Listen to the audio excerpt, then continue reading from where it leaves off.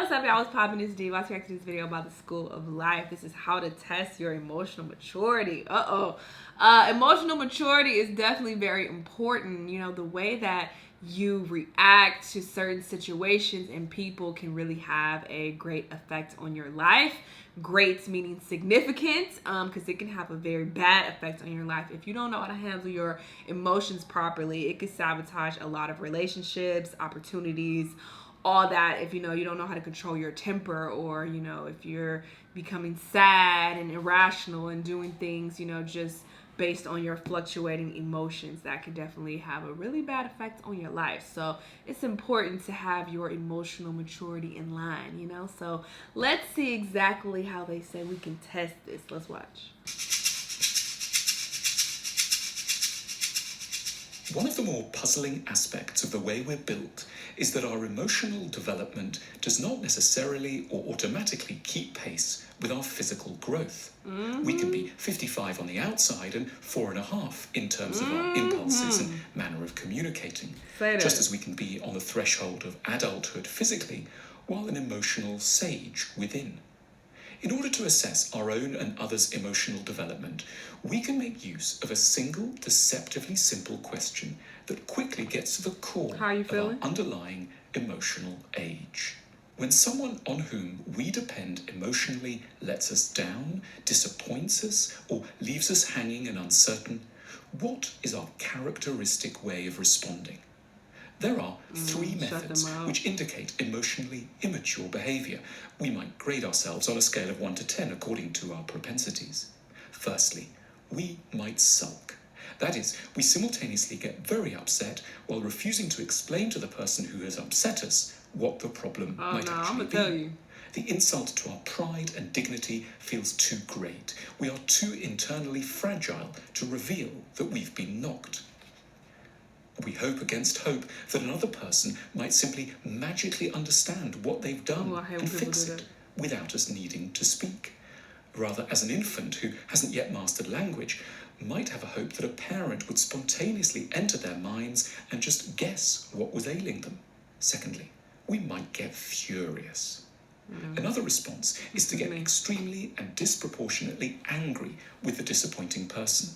Our fury may look powerful, but no one who felt powerful would have any need for such titanic rage. Inside, we feel broken, at sea, and bereft. But our only way of reasserting control is to mimic an aggrieved emperor or taunted tiger. Our insults and viciousness are, in their coded ways, admissions of terror and defenselessness. Our pain is profoundly poignant. Our manner of dealing with it, a good deal sadder. Thirdly, we might go cold. It takes a lot of courage to admit to someone who's hurt us that we care, that they have a power over us, that a key bit of our life is in their hands. I've gotten better with this, though. It may be a lot easier to put up a strenuous wall of indifference. At precisely the moment when we are most emotionally vulnerable to a loved one's behavior, we insist that we haven't noticed a slight and wouldn't give a damn anyway. We may not simply be pretending. Remaining in touch with our wounds may have become conclusively intolerable. Not feeling anything may have replaced the enormous threat of being fully alive. These three responses point us in turn to the three markers of emotional maturity. Firstly, the capacity to explain.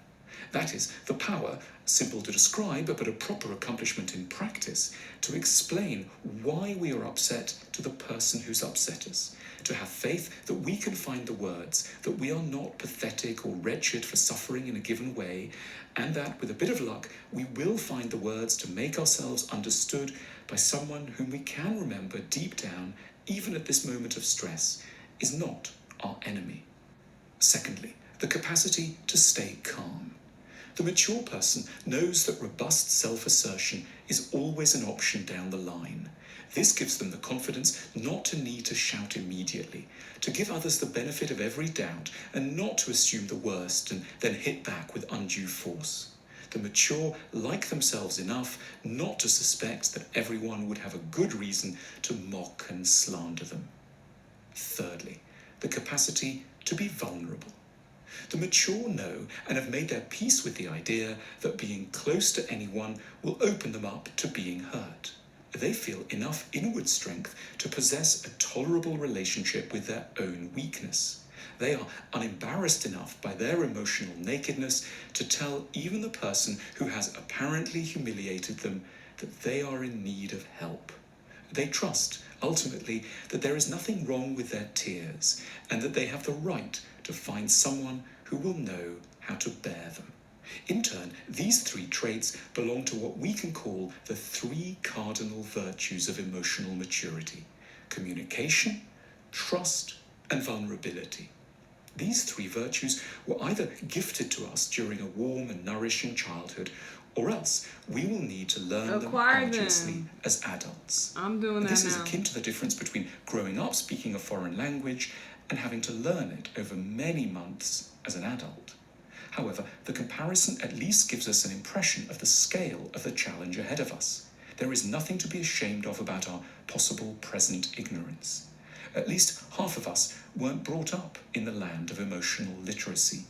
We may just never have heard adults around us speaking an emotionally mature dialect. Right. So we may, despite our age, need to go right back to school and spend 5,000 to 10,000 hours learning, with great patience and faith, the beautiful and complex grammar of the language of emotional adulthood.